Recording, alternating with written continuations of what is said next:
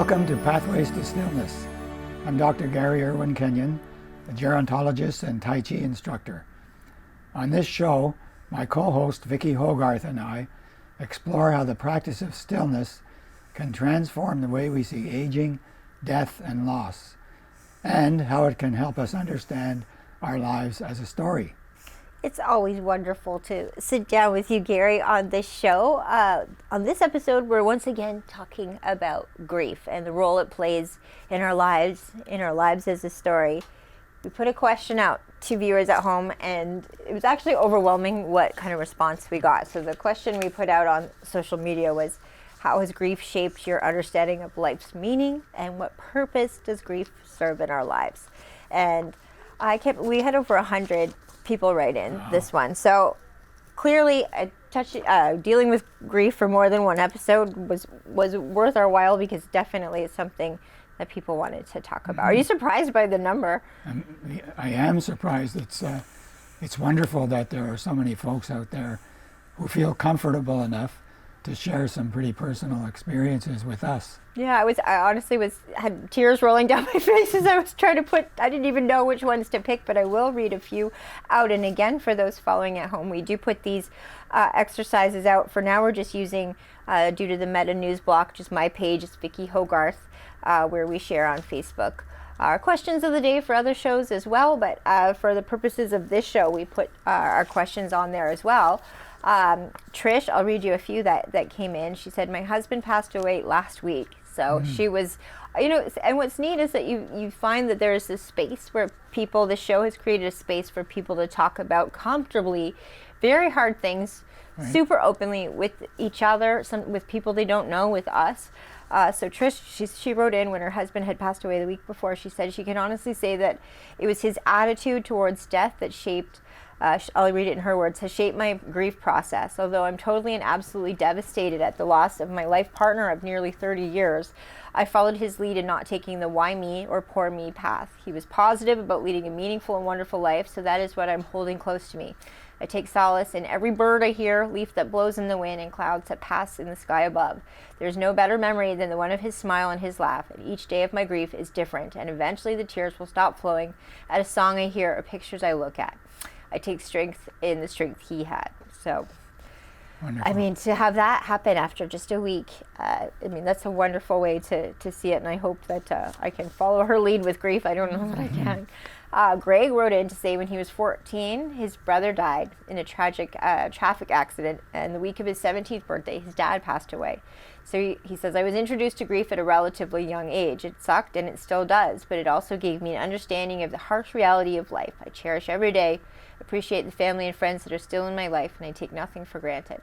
Never forget to say I love you to those who mean the most to you, and never look down on the less fortunate.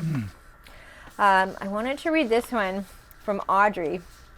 She said there's no time limit on grief, which is really so true. You can seemingly be fine for a period of time, and suddenly it sneaks in and makes an appearance out of the blue, and it can be just as fresh as when it first happened.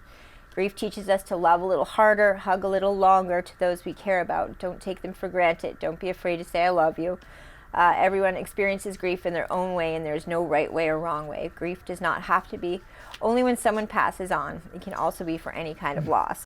Well, we've got one from Angela here who said, as sad as grief can be, it's a valuable teacher. My husband and mother are both in a nursing home, which we've talked about, caring for others as well, both with illness and dementia. Grief has taught me to be grateful, to be healthy, to live life with empathy, as anyone can have difficulties. And grief has shown me that every day has value and every moment is worth living. I know it's rare that I have days without tears. Grief still makes you appreciate every good day. So those are just a few, but it was really quite an outpouring, and illuminating to see the struggles that people have with grief. And one I couldn't find the exact quote I was looking for, but one of the viewers pointed out that we don't always, as society make enough space for grief. We can give a limited time, let's say a few days, from work, if it's a loss of an immediate family member, and also that there's not really a space for grief about things that aren't a death of a person or a pet. Sometimes it could be the loss of a job, and that can make talking about the grief you experience uncomfortable for people. So yeah, the show's creating a really beautiful place to talk about hard things. So thank you again for that. But what's your takeaway from what you heard? Well, lots of, like I say, the richness and one of them mentioned there's no time for grief, and I think that's true. That we're given these guidelines by social psychologists or counseling people that well, you should be through, you should be not feeling so bad by X amount of time, and I really think that's a mistake. That grief is it's a universal, as someone mentioned, it's a universal phenomenon, but it's very personal, and it's tied up with our life story, as so many things we've been talking about.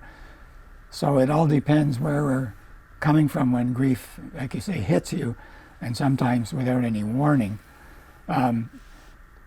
You may. I remember I had this gerontology colleague many years ago, a German guy, and he studied death and dying. That was his specialty.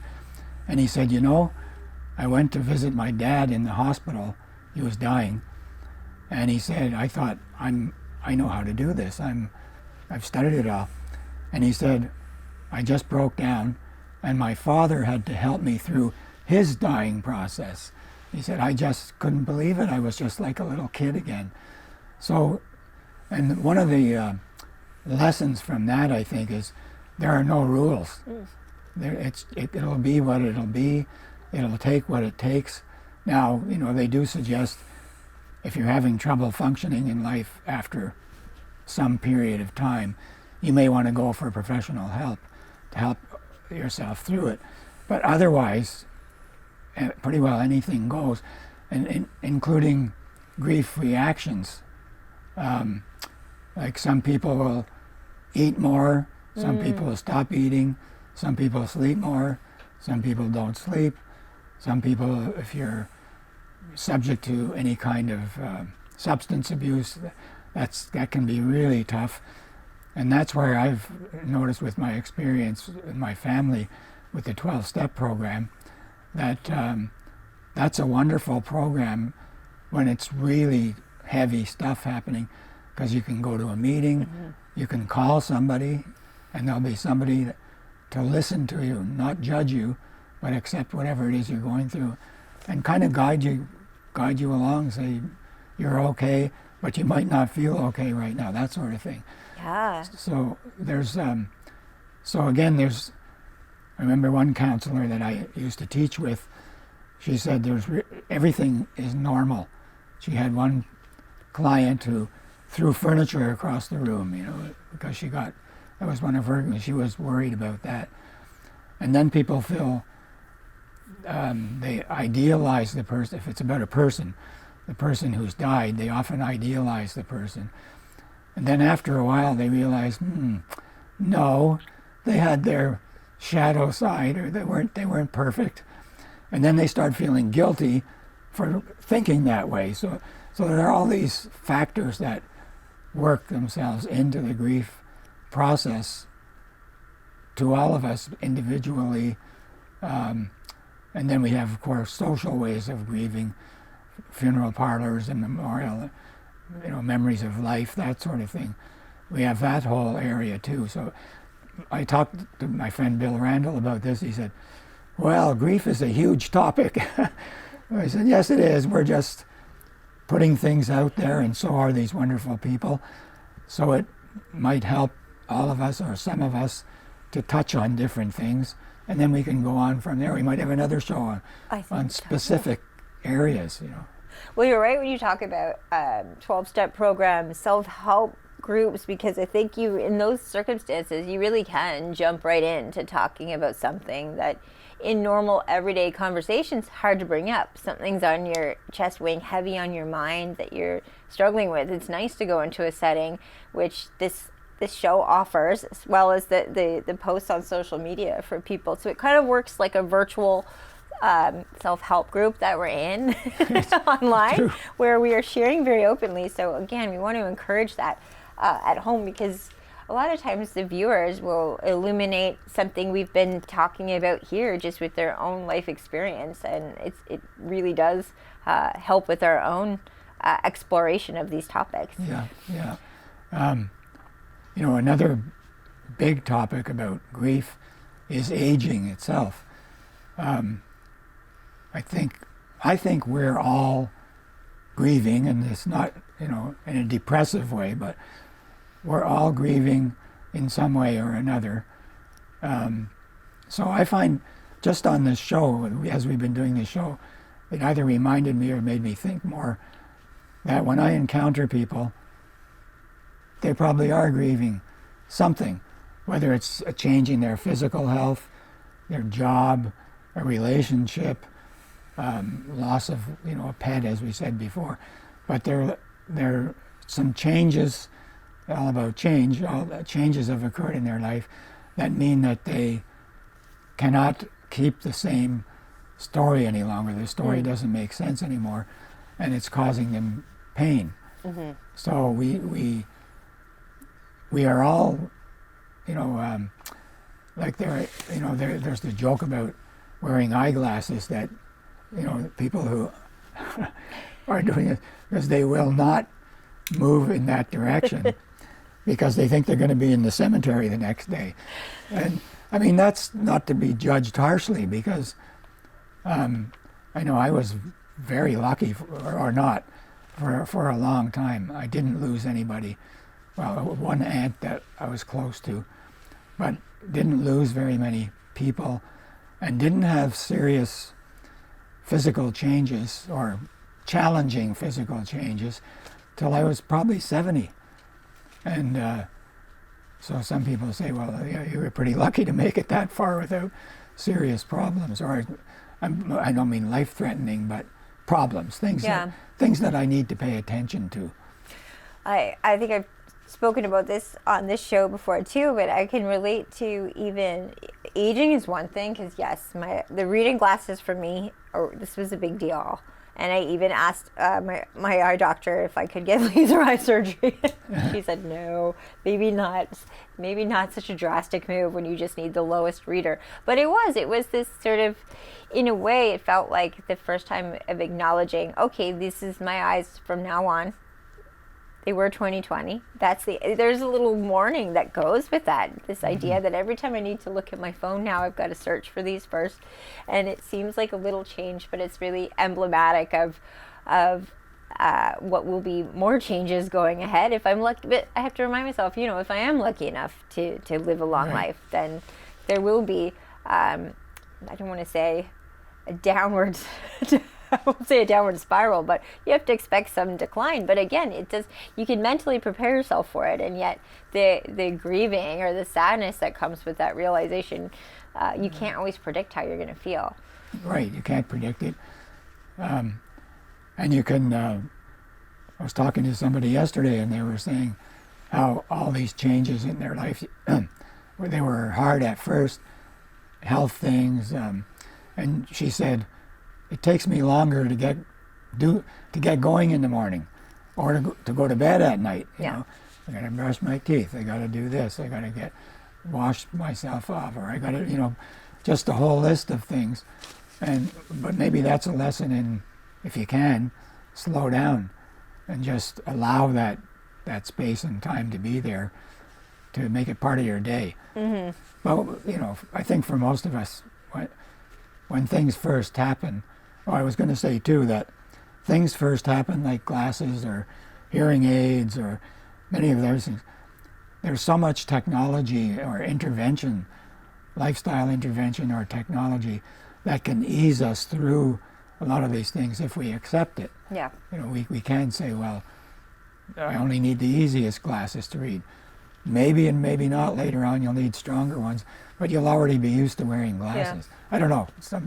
It's definitely, I am now, I think, but I've had moments, I've talked about this on here too, getting an infection once, losing half my hair, and you have those moments where you're like, okay, I wasn't planning on this at all, but it is trying to, how do I fit this into my life narrative? If it feels more like it derailed me than it did create some kind of meaningful experience in my life. And I think that's it. When we talk about seeing our lives as a story, I can see it now for what it is, but at the time it was really hard to want to incorporate that into my life story. I was just trying to figure out a way to just make it not real. Go away, Yeah.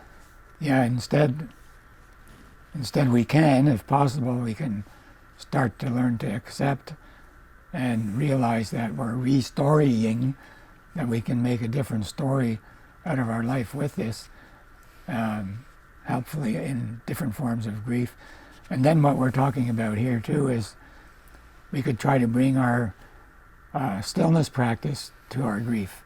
So it kind of adds this other dimension to techniques or people we can talk to, all those other things.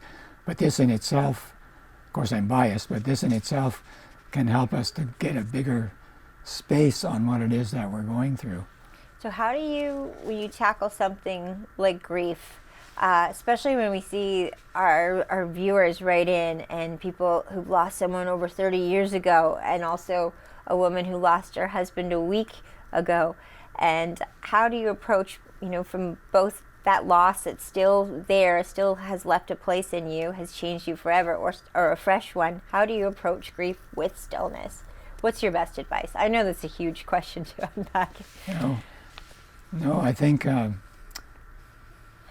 it's really a wonderful gift that somebody who lost somebody very recently and is able to accept it that way and have a wonderful, and make all of us feel hopeful about that.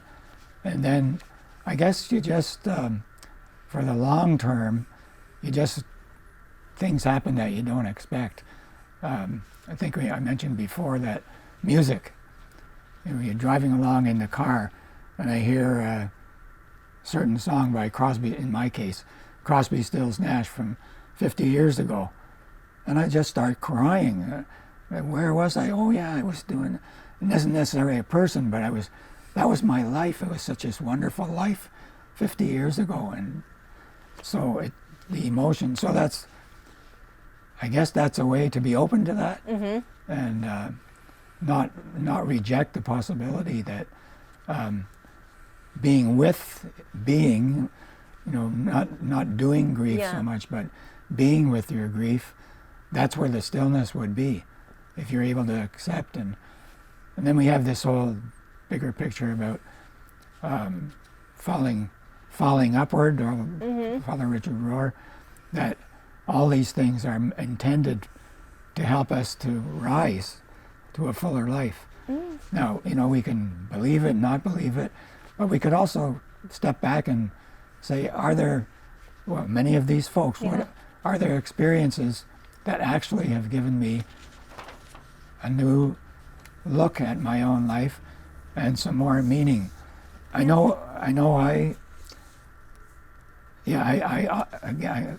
feel that, to repeat, that we all are grieving in some way or another most of the time. So, and not that takes over and we're all depressed. It's just that that's a piece of what we're going through most of the time. So when I'm interacting with people, I try to just look at them face to face and try to be kind, as best you can. And sometimes you get that back from the person. Mm-hmm. Like you can just see that they're connecting with you in this, I don't want to say suffering way, but there's this human connection, and you don't even know them, or you might be in the grocery store for 5 minutes or for 3 minutes, but there's something there that makes both of us feel better. Yeah, I think that was the most beautiful thing about this exercise that was on Facebook, is that it wasn't just the comments that people left with their own stories and experiences of grief. It was also the interactions the viewers were having with each other. So you'd see some of these posts. I didn't print out the number of likes on them, but it was really neat to see people that had taken the time to share their own life, how many people had bothered to read the others' comment, or also, Yeah. put a gesture of whether it's a little care icon to say, that they read it, they had a feeling, they had a response to it. And so I thought that was really beautiful too. One of the big sentiments that was expressed in the honestly nearly 100 people that wrote in was just a lot of people really did believe in letting that wave of grief just wash over them, sinking into it and feeling it and not trying to push it away. Yeah. And that connects with what we talked about in an earlier episode, this idea of the second arrow, that something happens to us, a grief loss, a grief experience, and we try not to ask the questions like, what did I do to deserve this? Or when is this going to go away? How can I fix this? And grief is not something you can fix.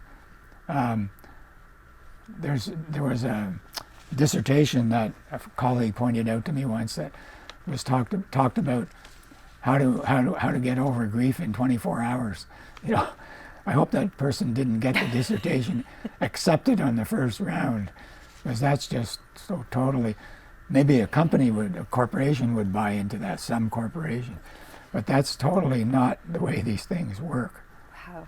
Yeah, that sounds like a corporation that wants to give you one day off for your for your grief. And that author will make a bunch of money if.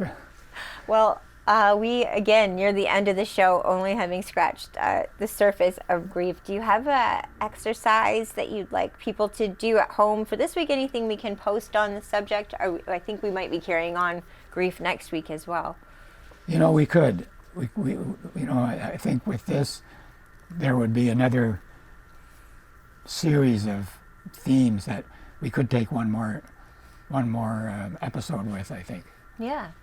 And maybe we'll just read more of those responses next time too. Good should we end with Tai Chi? Yeah, those are so good. Yes, that would be great to read a few more of them. I think, and it's neat from the process of doing the show. I think maybe what we do is set up a page where we could exclusively talk about the show on Facebook. So you and I can talk about that, and maybe that's something we create given the viewer response, so we can have it in one place for everyone to constantly go back to. Sure, that would be great. Okay, I'm ready. Let's do the finger curl.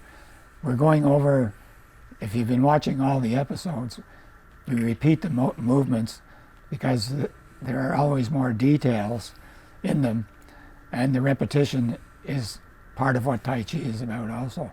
So if you put your palms out and starting with your little finger, curl your fingers one at a time, and then your wrist, and then turn it over and push back out.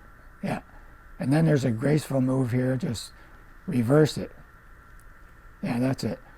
So fingers in, wrists, and you try not to move your elbows too much so you're getting a little bit of resistance there too. And then push out. And then back to the top. So now breathe. You're breathing in as you come in.